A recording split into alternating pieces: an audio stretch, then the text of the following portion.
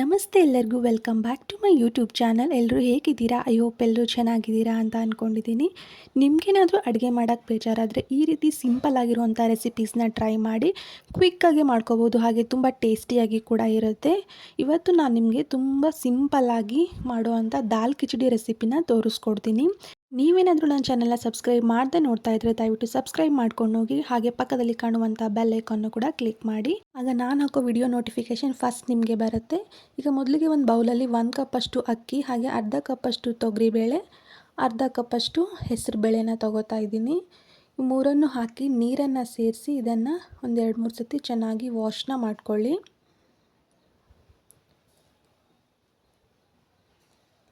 ಈ ರೀತಿ ಎಲ್ಲ ಮಾಡ್ತಾ 1-2-3 ಸತಿ ವಾಶ್ನ ಮಾಡಿಕೊಂಡು ನಂತರ ನೀರನ್ನು ಹಾಕಿಬಿಟ್ಟು ಒಂದು 10 ನಿಮಿಷ ಹಾಗೆ ನೆನೆಯಕ್ಕೆ ಬಿಟ್ಬಿಡಿ.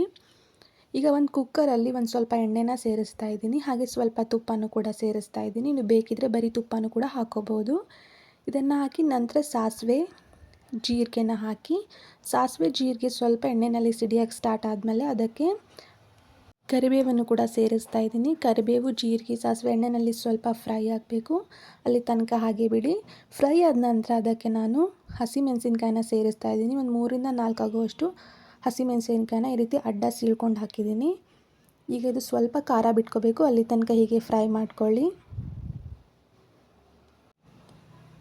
ಈ ರೀತಿ ಫ್ರೈ ಮಾಡ್ಕೊತಾ ಇರಿ. ನಂತರ ಇದಕ್ಕೆ ಈರುಳ್ಳಿನ ಸೇರಿಸ್ತಾ ಇದ್ದೀನಿ. ಈರುಳ್ಳಿನ ಚಿಕ್ಕದಾಗಿ ಕಟ್ ಮಾಡಿಟ್ಕೊಂಡಿದ್ದೀನಿ.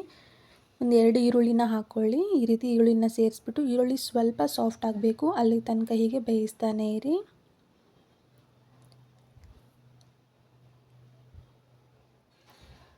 ನಂತರ ಇದಕ್ಕೆ ಸ್ವಲ್ಪ ಶುಂಠಿ ಬೆಳ್ಳುಳ್ಳಿನ ಹಾಕೋತಾ ಇದ್ದೀನಿ. ಶುಂಠಿ ಬೆಳ್ಳುಳ್ಳಿನ ಜಜ್ಜಿಬಿಟ್ಟು ಹಾಕ್ಕೊಳ್ಳಿ. ಶುಂಠಿ ಬೆಳ್ಳುಳ್ಳಿದು ಹಸಿ ವಾಸನೆ ಹೋಗೋವರೆಗೂ ಸ್ವಲ್ಪ ಫ್ರೈ ಮಾಡ್ಕೊಳ್ಳಿ. ನಂತರ ಇದು ಫ್ರೈ ಆದ ನಂತರ ಇದಕ್ಕೆ 1 ಟೊಮ್ಯಾಟೊನ ಚಿಕ್ಕದಾಗಿ ಕಟ್ ಮಾಡಿ ಸೇರಿಸ್ಕೊತಾ ಇದ್ದೀನಿ. ಟೊಮ್ಯಾಟೊ ಈರುಳ್ಳಿ ಎಲ್ಲ ಸ್ವಲ್ಪ ಫ್ರೈ ಆಗೋವರೆಗೂ ಈ ರೀತಿ ತಿರುತ್ತಾ ಫ್ರೈ ಮಾಡ್ಕೊತಾನೆ ಇರಿ.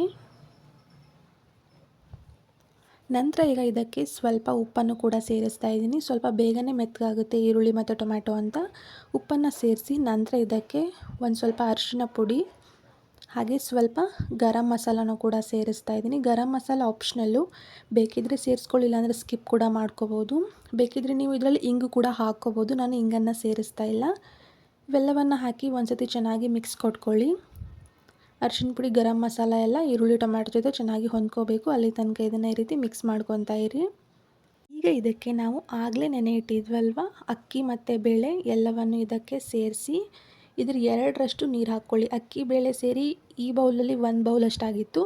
ನಾನು ಇದೇ ಬೌಲಲ್ಲಿ 2 ಬೌಲು ನೀರನ್ನು ಸೇರಿಸ್ತೀನಿ. ಆಮೇಲೆ ಸ್ವಲ್ಪ ಮೇಲೆ ಒಂದು ಅರ್ಧ ಗ್ಲಾಸಷ್ಟು ಸ್ವಲ್ಪ ನೀರನ್ನು ಜಾಸ್ತಿ ಹಾಕ್ಕೊಳ್ಳಿ, ಯಾಕಂದರೆ ಇದು ಚೆನ್ನಾಗಿ ಮೆತ್ತಗೆ ಬೇಯಬೇಕು, ತುಂಬ ಕಾಳು ಥರ ಆಗಬಾರ್ದು. ಸೊ ಅದಕ್ಕೆ ಸ್ವಲ್ಪ ನೀರನ್ನು ಜಾಸ್ತಿ ಹಾಕ್ಕೊಳ್ಳಿ.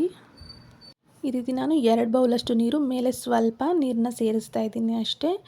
ಈ ರೀತಿ ನೀರನ್ನೆಲ್ಲ ಸೇರಿಸಿ ಒಂದು ಸತಿ ಉಪ್ಪೆಲ್ಲ ನೋಡ್ಕೊಳ್ಳಿ ಕರೆಕ್ಟಾಗಿದೆಯೋ ಇಲ್ವೋ ಅಂತ. ಉಪ್ಪು ಏನಾದರೂ ಕಡಿಮೆ ಇದ್ದರೆ ಸ್ವಲ್ಪ ಉಪ್ಪನ್ನು ಕೂಡ ಸೇರಿಸ್ಕೊಂಡು ಮತ್ತೆ ಮಿಕ್ಸ್ ಮಾಡ್ಕೊಳ್ಳಿ. ಒಂದು 5 ಮಿನಿಟ್ಸಲ್ಲೆಲ್ಲ ಮಾಡ್ಕೊಂಬಿಡ್ಬೋದು. ಒಂದು ಸತಿ ಟ್ರೈ ಮಾಡಿ, ತುಂಬ ಚೆನ್ನಾಗಿ ಬರುತ್ತೆ. ಈಗ ಫೈನಲಿ ಇದಕ್ಕೆ ಲಾಸ್ಟಿಗೆ ಸ್ವಲ್ಪ ಕೊತ್ತಂಬರಿ ಸೊಪ್ಪನ್ನ ಸೇರಿಸಿ ಮತ್ತೆ ಒಂದು ಸತಿ ಮಿಕ್ಸ್ ಮಾಡ್ಕೊತಾ ಇದ್ದೀನಿ. ಈ ರೀತಿ ಮಿಕ್ಸ್ನ ಮಾಡಿಕೊಂಡು ಕುಕ್ಕರ್ ಲಿಡ್ನ ಕ್ಲೋಸ್ ಮಾಡಿ ಒಂದು 3 ವಿಸಿಲ್ ಕೂಗಿಸಿ ಸಾಕಾಗುತ್ತೆ. 2 ಅಥವಾ 3 ವಿಸಿಲ್ಲು. 3 ವಿಸಿಲ್ ಆದ ನಂತರ ಈಗ ನೋಡಿ ಯಾವ ರೀತಿ ಚೆನ್ನಾಗಿ ಬೆಂದಿದೆ ಅಂತ ತೋರಿಸ್ತೀನಿ. ನೋಡಿ, ವಿಸಿಲ್ ಆದ ನಂತರ ಇದು ಈ ರೀತಿ ನೀರು ಥರನೇ ಬರಬೇಕು. ಗಟ್ಟಿಯಾಗಿಬಿಟ್ರೆ ಕಿಚಡಿ ಅಷ್ಟೊಂದು ಚೆನ್ನಾಗಿರಲ್ಲ.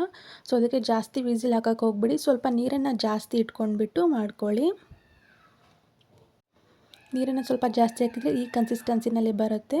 ಈಗ ನೋಡಿ, ಫೈನಲ್ ಆಗಿ ದಾಲ್ ಕಿಚಡಿ ರೆಡಿ ಆಯಿತು. ಇದ್ರ ಮೇಲೆ ಸ್ವಲ್ಪ ತುಪ್ಪ ಹಾಗೆ ಉಪ್ಪಿನಕಾಯಿ ಹಾಕ್ಕೊಂಡು ತಿಂದರೆ ಟೇಸ್ಟ್ ಅಂತೂ ಸೂಪರ್ ಆಗಿರುತ್ತೆ.